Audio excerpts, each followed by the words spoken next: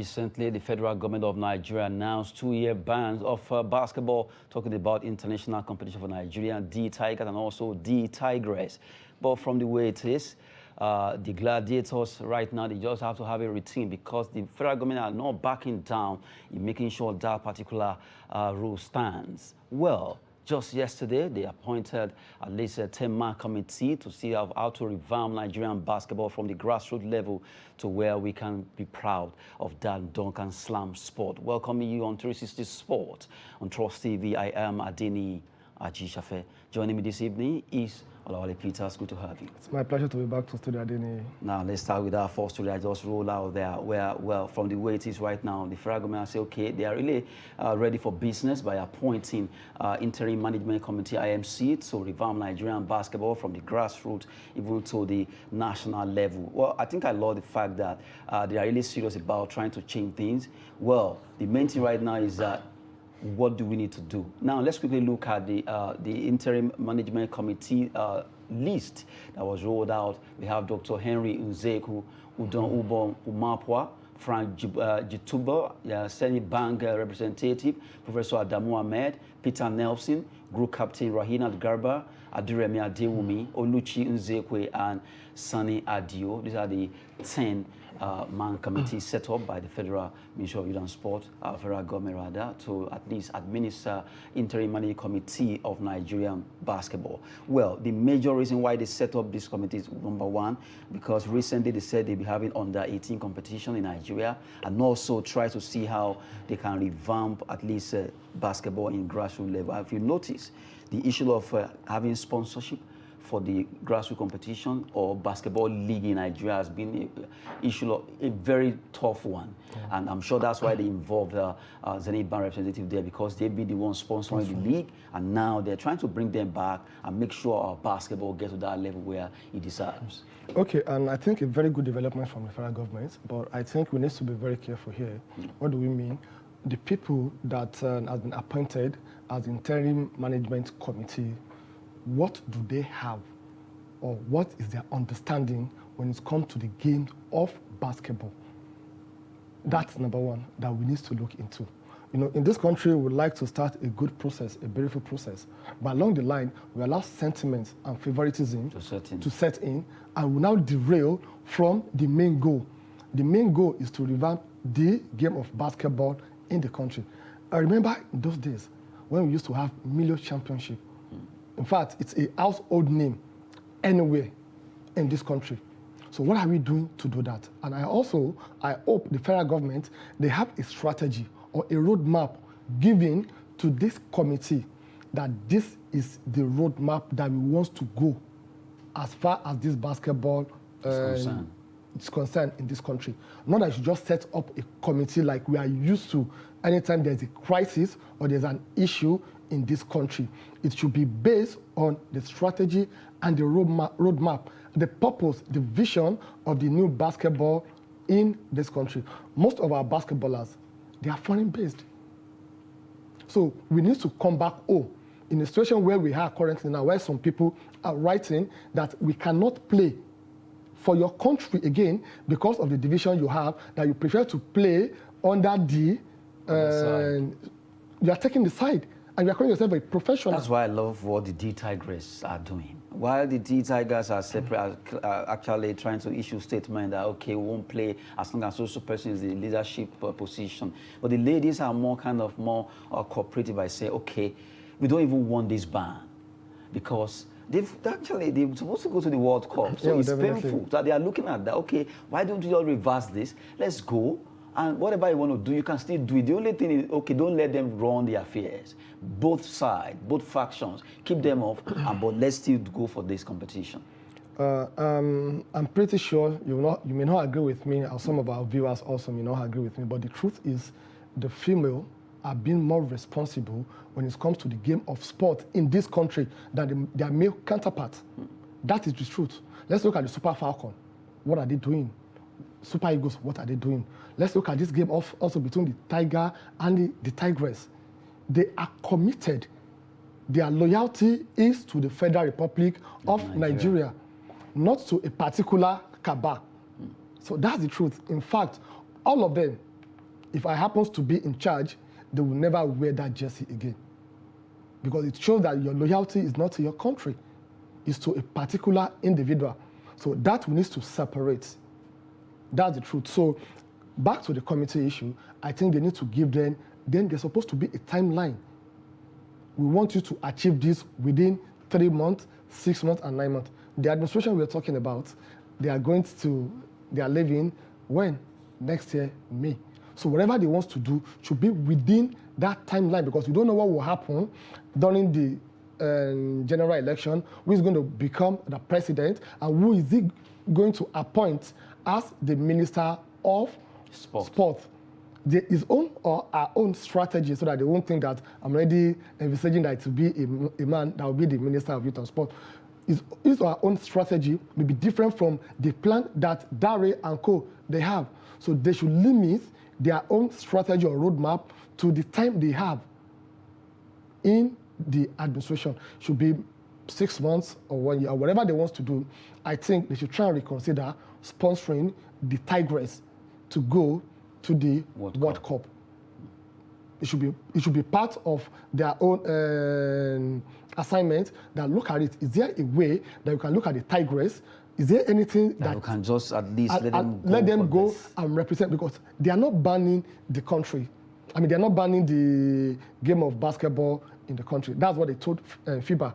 What they are doing is they are withdrawing their teams. Their teams, and they are not going to sponsor them. After all, that's where the two factions have their eyes.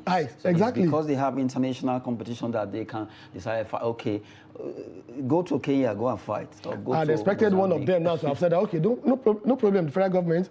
You said what you are doing is you are not going to sponsor us, you're not going to finance us. Don't worry, from my own pocket, I will run it. I will run it. When the D Tigers and even the D Tigers are being held, or up till now, they are still being owed some amount of money for yes. what they did at the World Cup. So and I look at the fact that now, if everything goes well, because if the league is not running inwardly, internally, if you don't have any local league running, most of the basketballers at home here in Nigeria, they won't have any platform to compete. When they train week in, week out, no foreign clubs that signs them. The only place they can actually have soccer is the local league, which is not running. So that's why I'm sure, like we said, they have to include these sponsors, and hopefully everything will just be sorted out for this young lad and lasses out there to have a feel of going around and play for Nigeria when it comes to basketball. Because when our leagues are actually running, the two for men and women, if it's running, of course, you can bring a lot of stars from Sure, there. definitely. And like you do normally say also, sports is business. We have a lot of business opportunity. A lot of investors will come into the country. A lot of people want to come and poach these players to take them outside the country. So there are a lot of opportunities for them.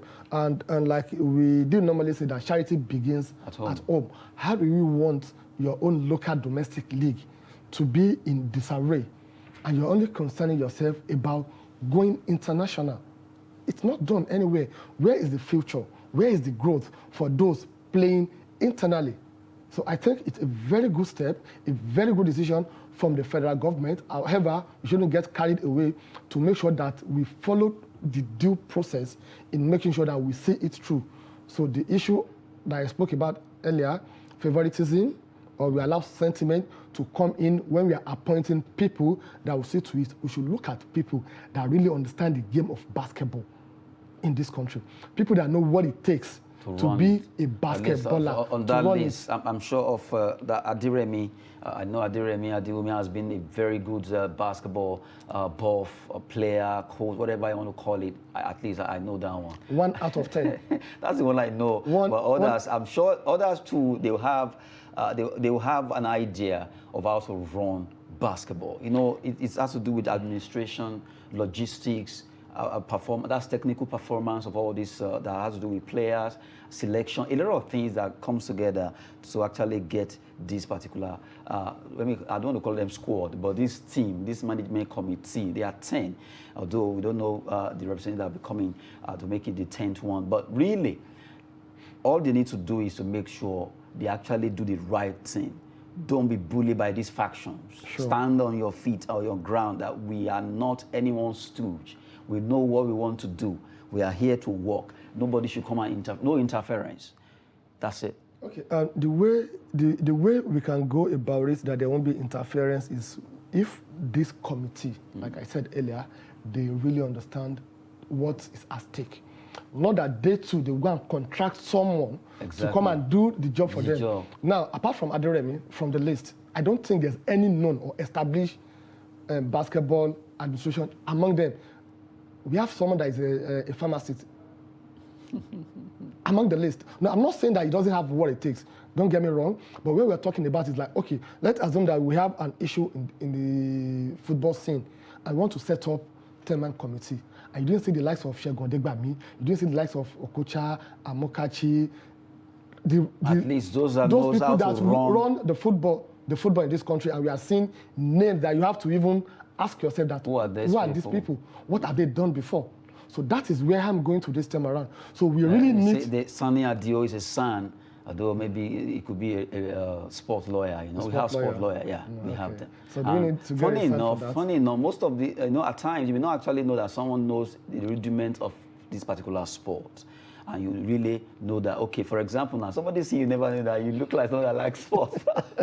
But look at you talking about sport. Seriously, look at okay, earlier on in the morning, I actually mentioned that, okay, you're wearing blue, you look like a Chelsea fan. But really, if you didn't open your mouth to talk about sport, nobody will know that, okay, this person knows the affairs about sports, just the way it is. But so the least, really, maybe most of them even have club, we don't know. Maybe also they have been running affairs of basketball for years. But the main thing now is that whoever is, has they been appointed now, let them just do the work they are given. Let them be at least show justice. Make sure you don't favor any faction. Do your job. The major reason why they gather all of you is to make sure you revamp that word. Revamp Nigerian basketball from the grassroots level, where we can have a running league for male and female. Okay, and I'll still take us back a bit on this issue. As for me, I thought by now I would have played for Super Eagles. You can see now. It is my dream. And everybody that knows me, even right from primary, secondary school and high institution, I played football very, very well. So they know when it comes to sports, I know what it takes. Now we are talking about people that will revamp our basketball in the country. And among these names, I'll still say it again, we don't have any one of them that has one or two teams that you or I that we know with our experience when it comes to the game of sport in this country. That is where I'm going to. I don't have an issue with the list, but what I have an issue with is if they don't have what it takes, in one way or the other, they have to contract so that we'll not be having a subcommittee under a committee. And once we have that issue, the issue of those people that we are trying to send out will come in. They can come in and manipulate their decision or their report.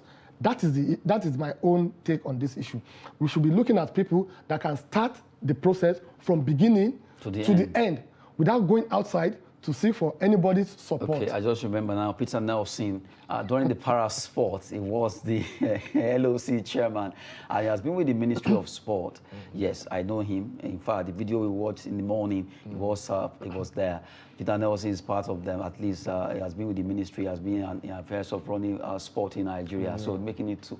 Okay, so that's good. So to you, 2/10 is a pass mark. No, not that. I'm just trying to at least make it. Let's just try to make it at least. Okay, we know some guys are, okay, from this list, they are really into basketball. But really, whoever is there, the major issue right now is the fact that we just wanted to do the best job for Nigeria. We need this country to be up and running when it comes to basketball in the grassroots level. Recently, federal government also rolled out that they will be organizing under-18 championship in Nigeria. It's called Zona. It's going to be a Zona where two teams from each zone will be coming from the 6 geopolitical zones across Nigeria.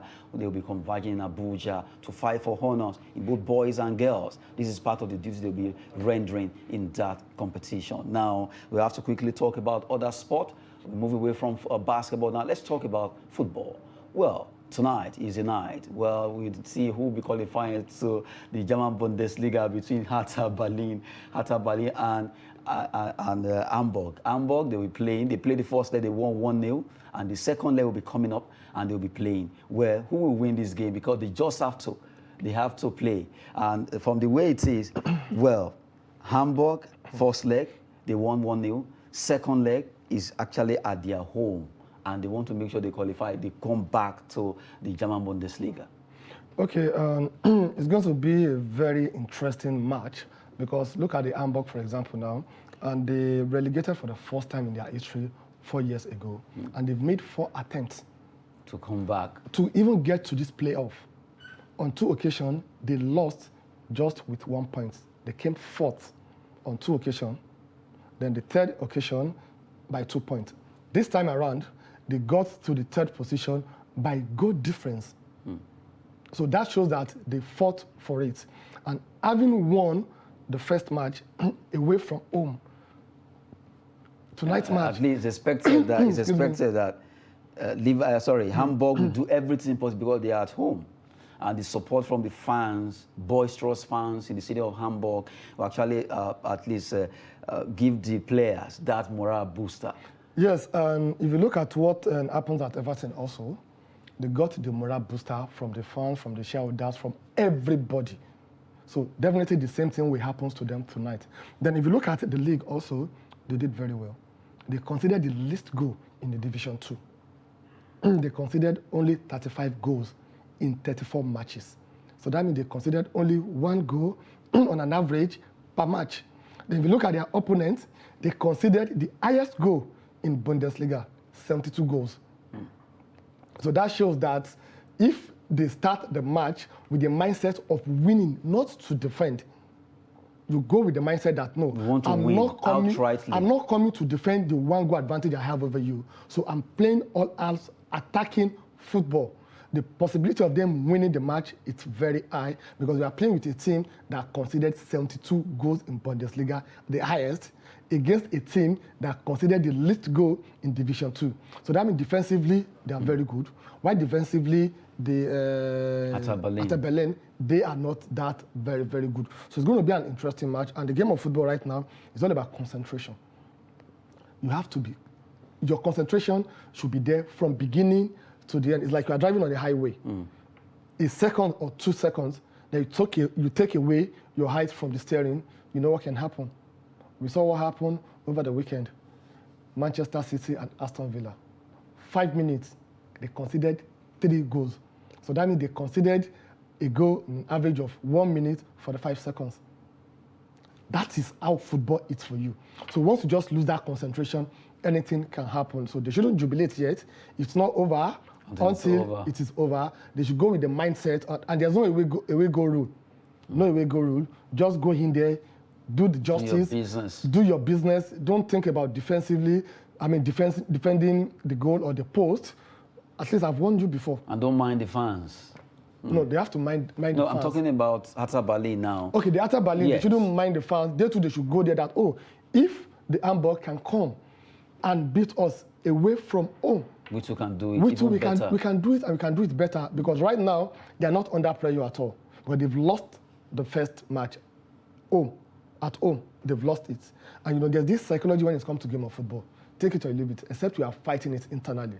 Once you lose your first match at home, the possibility of you overturning it, you are going there with all your strength. And worries. And worries that, do this? How could I do this? How could I do this? So it's a fight of someone that is already on the ground, trying to get up, and someone that is up already. Trying to go. So that's the issue between both of them right now, because one of them is Division 2, fighting hard after 4 years to come back. And someone that's been enjoying jollof rice, now to go back to where we'll be drinking Gary. No, but some Gary can be very rich, Gary jollof rice. Just to have some spice there.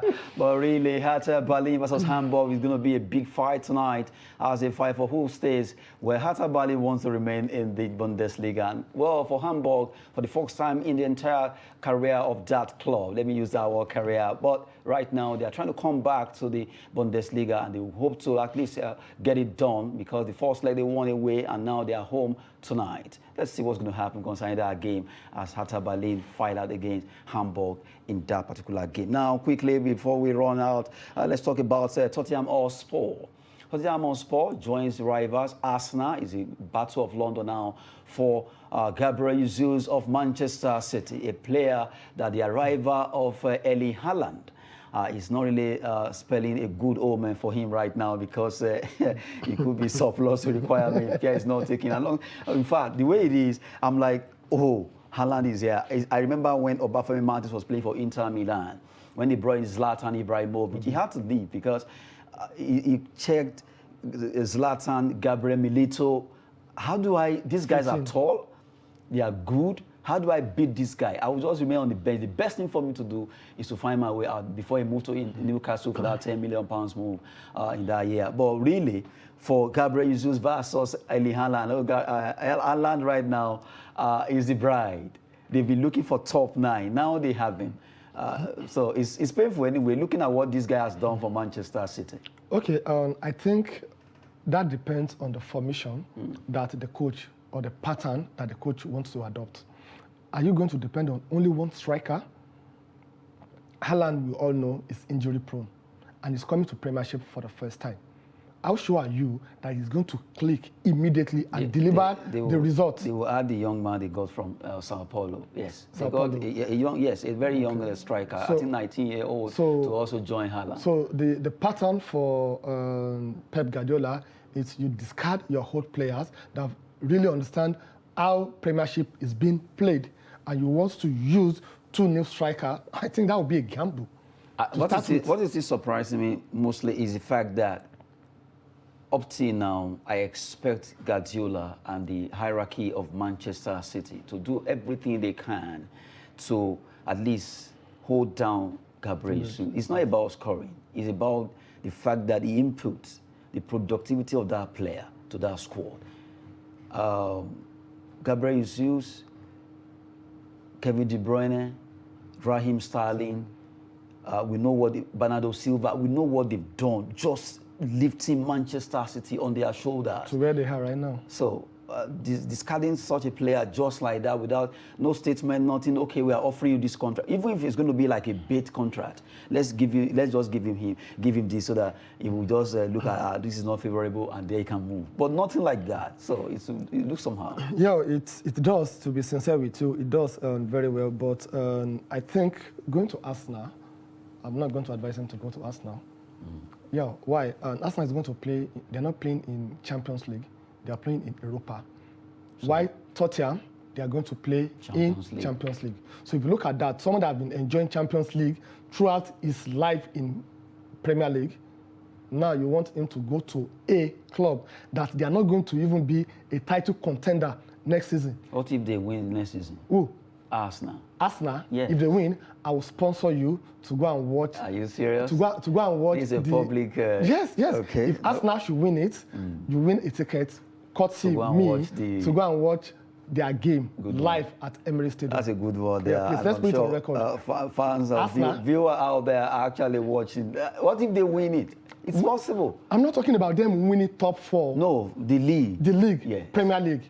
In fact, if you ask Arteta this question, it will tell you that it's not possible next season. They are still team in transition. Oh my goodness. It's like saying Manchester United will win Premiership next season. Oh my goodness. I just wish all the ladies in Nigeria, that Arsenal fans can just rally around that club and make sure they win the league next season. I want to go and watch that game. Ladies. No, they have a lot of fans. But seriously, in Nigeria, you know, I still remember during that Arsene Wenger time, a lot of Nigerian ladies follow us now because they are fine boys and all that in that squad. When you look at Walcott, Henry, and all of them, and they're like, wow, look at that squad. They are so handsome boys and all that. But really, like someone was saying earlier today, that when I watch football, I don't really understand what they are doing. A lady was telling me, but I love the fact that when I look at those guys and they look handsome, I was like. You love them because they look handsome. You don't even know what they are. I don't know. I always see ball entering the net and they'll be jubilating. What are they jubilating about? I was wondering, what kind of, oh my goodness. What you don't know, really, it's just like, there's no sin to it because I just look at her, okay, really, she doesn't know what they are doing. So to her, what are they doing? You say, I just see go running into the post and people will be jubilating. Why are they jubilating? Even by the time the ball is entering the net, she's not even looking at the ball. She's looking at the guy. She's looking at the guy. Oh my goodness. We've been looking at the chance of a Gabriel Jesus joining Tottenham Hotspur or Arsenal because right now it seems his times or his days are getting numbered in that squad of Manchester City. But considering what he has done for that club, the citizens need to consider him to stay with them. Well, anything can still happen. Maybe he's just will still stay back at the Etihad Stadium. Well, while we're talking about the Brazilian player, we also have another player from England this time around, Raheem Sterling. As we speak right now, is also a subject of discussion from Real Madrid, as they also want him, well, after the snub or miss from Kylian Mbappe. Real Madrid are now going all out to look for players. Yesterday it was Aurelien Tchouameni, and also not forgetting the fact that they want to hijack Robert Lewandowski's deal with Barcelona. But from the way it is, Real Madrid are back. They want to see if they can get Raheem Sterling to Santiago Bernabeu. Okay, and that would be a good one, because Raheem Sterling is someone that will grow more under a coach like Carlos Ancelotti, with his maturity and with his experience. That's the truth. But the question is, how many English players have left the shore of Premier League outside and become a star? David Beckham. Sorry? David Beckham. How many years? He did well with Real Madrid. He did well with Okay, that's one. Jonathan Woodgate. Eh? Jonathan Woodgate. I'm sure a lot of people will be asking me. They may not know, but I know. Okay, so the truth is they really, really, really perform very well, because, number one, they have the hype of their press. That's the truth. And once you go outside there, you not get that backing, that support that you are getting at home. I'm not saying Raheem Sterling is not a good player, but it should not be overpriced. I don't think his style of play will suit Real Madrid. I don't think so. Then also, let's go back to Manchester City. I think they should not make the mistake of discarding almost all their old players that have done one thing or the other very well for them. That is why I continue to respect Jurgen Klopp. You have some players that it is only when they come from bench that you look at, oh, so this guy, look at Firmino. 2-3 seasons ago, it was all about Firmino. But he's still there. Look at Origi. Look at this player from Arsenal, Chamberlain. He's still there. So we have a lot of them, but he still know how to manage them. When to use them, despite that they have a lot of time. I think Pep Guardiola should look into that also. So you shouldn't just look at, oh, Gabriel Jesus, I don't need you again, you go. Sterling, I don't need you again, you go. It's just like because you are getting a new player, a new striker, and money. And money. So the next thing is you don't need all these players again. I think Raheem Sterling, even Gabriel Jesus, they still have a lot to give to Manchester City. Well, that's from the house's mouth. They are telling Pep Guardiola he should just do everything possible to at least retain either one of these players. They've been fantastic for the citizens. That's it on 360 Sport for this evening. I want to thank you, Olawale Peters, for appearing on the show. It's my pleasure being here. And about the Arsenal Manchester United, is the reality. Okay. They should just take it. Okay, let's see if I will be able to win that particular bet there. Good morning. I am Adeni Ajishafe, 360 Sport on Trust TV. Thanks for watching.